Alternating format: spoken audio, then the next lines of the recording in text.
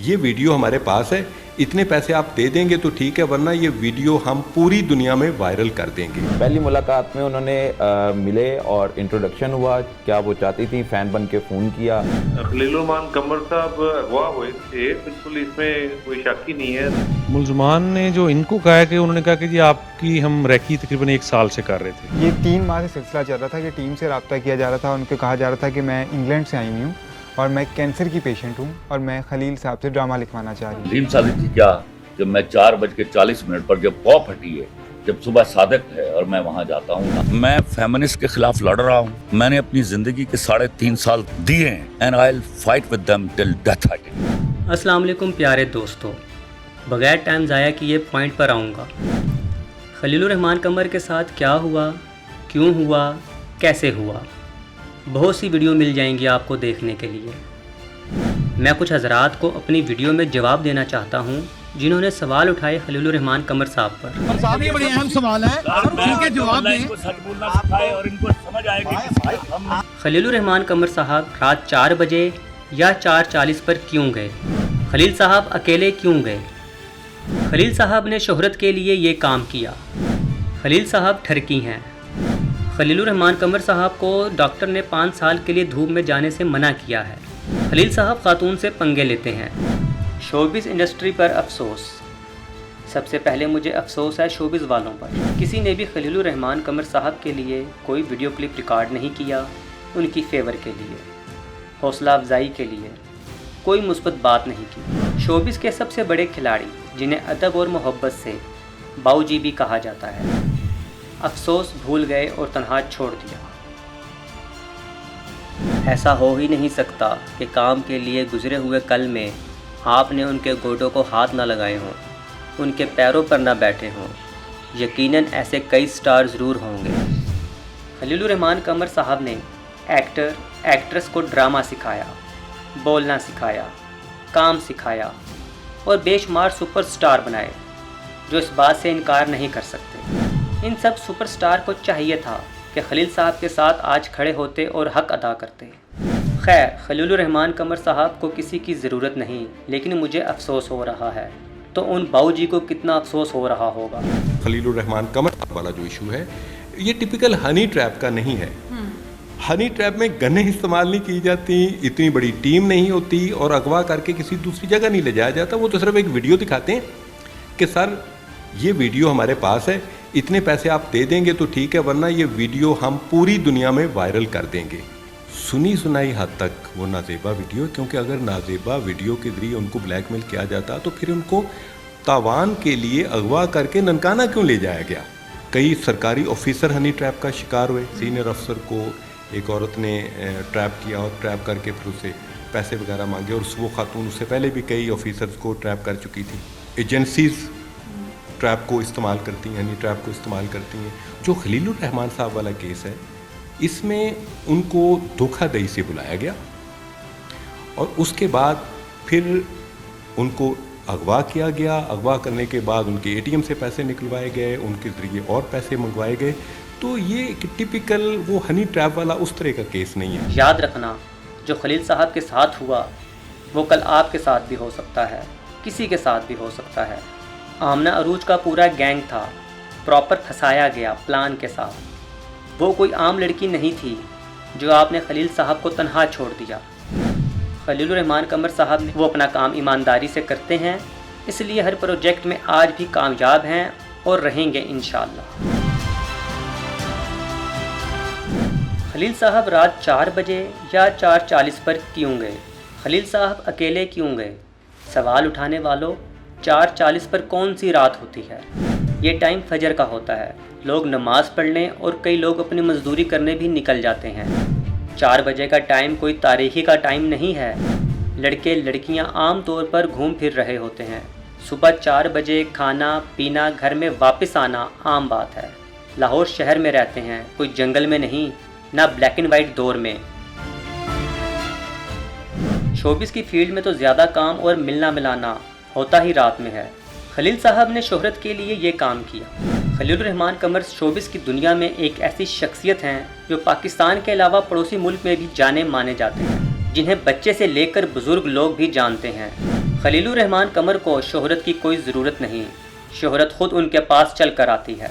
इसलिए खलीलुर रहमान कमर न्यू कमर के लिए एक कामयाबी का रास्ता हैं, वसीला हैं और कामयाब होने की पहली सीढ़ी, क्योंकि उनके साथ काम करने वाले सुपर डुपर हिट हो जाते हैं। खलीलुर रहमान कमर साहब अपने पहले ड्रामे सीरियल से लेकर आज तक हिट हैं। खलील साहब को ठरकी के लफ्ज़ से भी नवाजा। सवाल करने वालों को सलाम, बदनाम करने वालों को सलाम। खलील साहब पर इल्ज़ाम लगाने वाली लड़की कौन है? आमना अरूज, जो एक ख़तरनाक गैंग का हिस्सा है। डांस पार्टी, आइस का नशा, लोगों को लूटना जिसका पेशा। उसके लिए अब पाकिस्तान के कीमती सरमाए को ऐसे अल्फाज से नवाज रहे हैं। आपको मेरे ख्याल से गौर करना चाहिए कि बात किसकी हो रही है और इल्ज़ाम लगाने वाला कौन है। सवाल करने वालों, अपने इर्द गिर्द ज़रा देखो तो सही। स्कूल, कॉलेज, यूनिवर्सिटी, इस्लामिक जगहों पर भी ये चीज़ें आम हैं। प्रोग्राम सरेआम। इकरारुल हसन की बेशुमार वीडियोज़ हैं जिनमें ऐसे ऐसे लोग पकड़े जाते हैं जिनका आप तसव्वुर भी नहीं कर सकते। ऐसे कई लोगों को इकरारुल हसन ने पकड़ा है। तो ये लोग कौन हैं जो घर की बच्चियों को तंग करते हैं, ब्लैकमेल करते हैं, इज्जतों से खेलते हैं, पेपर्स में नंबर कम या ज़्यादा करने पर हरास करते हैं। इस वीडियो के ज़रिए इकरारुल हसन को भी खराज तहसीन पेश करता हूँ, लेकिन इनकी मेहनत का मुआवजा कसूरवार को सज़ा है जो शायद नहीं मिलती होगी। खैर, अपने पॉइंट पर वापस आता हूँ। खलील साहब को ठरकी कहने वालों, खलील साहब किसी के पीछे नहीं जाते, लोग उनके पीछे आते हैं। इस केस में भी ये लड़की आमना अरूज पता नहीं कितने टाइम से पीछे पड़ी हुई थी इनसे मिलने के लिए। 1 या 2 मुलाकातें थी, 15 दिन से रास्ते में थी। इंग्लैंड से आई हूँ और आपसे ड्रामा लिखवाना चाहती हूँ और मुझे शोबिस का शौक है और आप तशरीफ लाएं ज़रा। तो ये इसलिए चले गए कि ज़ाहिर बात इनका काम है, राइटर है। पहली मुलाकात में उन्होंने मिले और इंट्रोडक्शन हुआ। क्या वो चाहती थी, फ़ैन बन के फ़ोन किया। अब ये 2 प्लान होने थे। एक प्लान के तहत उसको अदाकारा बनाना था, उसी प्लान के तहत पैसे, और उसी प्लान के तहत उन्होंने इसको ब्लैकमेल करना था। डॉक्टर ने 5 साल के लिए धूप में जाने से मना किया है।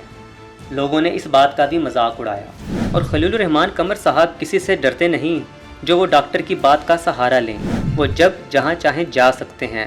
हर किसी की अपनी पर्सनल लाइफ होती है, किसी का कोई हक नहीं बनता रोकने टोकने का। खलील साहब ने चैट गपशप की। पहल क्या खलील साहब ने की? राब्ता खलील साहब ने किया। मिलने के लिए खलील साहब ने अपने पास बुलवाया। खलील साहब ने उस लड़की को नहीं फंसाया, बल्कि लड़की ने खलील साहब को फंसाया, और ये साबित हो चुका है। खलीलुर रहमान कमर साहब अगवा हुए थे, बिल्कुल इसमें कोई शक ही नहीं है।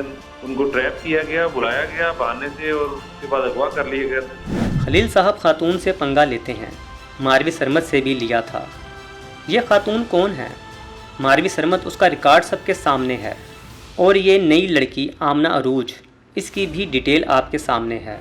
तो बुनियादी तौर पर ये जो ग्रोह है ये हनी ट्रैप करता है मुख्तलिफ़ लोगों को, मुख्तलिफ़ बिजनेसेस से वाबस्ता लोगों को, जिनका उनको इल्म होता है कि इनके पास करोड़ों रुपए जो हैं वो मौजूद हैं। इनकी ATM के ज़रिए या इनके दोस्तों के ज़रिए जो इस गैंग की ख़वातीन हैं वो उनसे रब्ता करती हैं कि जी हमने ये चीज़ हमें पता चला है तो हम आपके साथ, हमारी एक कंपनी है या अदारा है। तो ये गैंग जो सिर्फ लाहौर में नहीं, पूरे पंजाब बल्कि पूरे पाकिस्तान में ये जो गैंग्स हैं काम कर रहे हैं। खलील साहब पर फायरिंग हुई, टॉर्चर किया गया और पता नहीं कैसी कैसी अजियत से गुजरे। और खलील साहब के सब फैन खामोश, शोबिस के लोग खामोश, और मुल्जिम भी पकड़े गए सबूत के साथ। लेकिन किसी ने हौसला अफजाई नहीं की खलीलुर रहमान कमर की।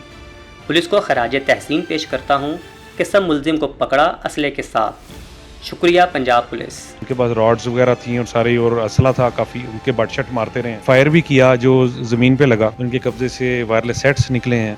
मुलजमान ने जो इनको कहा है कि उन्होंने कहा कि जी आपकी हम रैकी तकरीबन 1 साल से कर रहे थे, और 1 करोड़ रुपया रकम का मुतालबा भी किया है। खलील साहब का ये भी एहसान है कि अपनी इज्जत की परवाह किए बगैर इस बात पर रोशनी डाली ताकि और लोग महफूज हो सकें। खलील साहब के साथ ज़्यादती की मजम्मत होनी चाहिए। ये 3 माह से सिलसिला चल रहा था कि टीम से रब्ता किया जा रहा था। उनको कहा जा रहा था कि मैं इंग्लैंड से आई हुई हूँ और मैं कैंसर की पेशेंट हूँ और मैं खलील साहब से ड्रामा लिखवाना चाह रही हूँ। 3 माह बाद ये हुआ कि जब वो उसने बहुत ज़्यादा इंसिस्ट किया तो उनकी टीम ने खलील साहब से बात करके खलील साहब का उनसे कांटेक्ट करवा दिया। और वो काफ़ी दिनों से खलील साहब को कह रही थी कि आप मुझसे मिलें, मैं ड्रामा लिखना चाहती हूँ, मैं इंग्लैंड से आई हुई हूँ और आपकी बहुत बड़ी फ़ैन हूँ। जो उनकी ड्रामा के हवाले से मीटिंग्स होती हैं या बाकी मीटिंग्स वो रात के टाइम ही करते हैं। और चूँकि ये जो लोकेशन थी, जो लोकेशन उनको मिली थी वो उनके घर से करीब थी, कोई 5-7 8 मिनट का फासला था। उन्होंने कहा कि फिर मैं मुलाकात कर लेता हूँ और जो ड्रामे की जो स्टोरी लाइन है उसके ऊपर बात की जाएगी और ये पूछा जाएगा कि ड्रामे में वो क्या चाह रही है। मुझे अफसोस है उन लोगों पर जो खलील साहब का मजाक बना रहे हैं। हमारी सोसाइटी का सबसे बड़ा मसला यही है कि हम किसी भी बात को मजाक में ले लेते हैं। आप इस पूरे वाक़ये को समझिए, देखिए, ये मैटर छोटा नहीं है, इसको मजाक बनाने वाले सोचें ज़रा। सब अपनी केयर करें, किसी भी अननोन नंबर से रब्ता ना करें, ख़ुद को और अपने घर को महफूज रखें ताकि हम ऐसे लोगों की साजिशों से बच सकें। खलीलुर रहमान कमर साहब को सलाम कि उन्होंने अपनी इज़्ज़त की परवाह किए बगैर इन लोगों को बेनकाब किया और हम सबको ऐसी रोशनी से आगाह किया, शायद आने वाले कल में हम अपनी केयर करके ऐसे लोगों से बच सकें जो लेडीज़ को हथियार बनाकर ऐसे काम करते हैं। खलील साहब को अगवा किया गया, तशद्दुद किया गया, फायरिंग की गई और खलील साहब मौत के मुंह से वापस आए। जिस खेल का हिस्सा खलील साहब बने ये आम सी बात है, लेकिन जो खलील साहब के साथ हुआ वो गलत बात है। किसी के दुख और तकलीफ़ में मजाक बनाने वालों मुझ समेत अल्लाह पाक हम सबको हदायत दे। आमीन सुम्मा आमीन। AK production, Adnan Khalid. अल्लाह हाफ़िज़।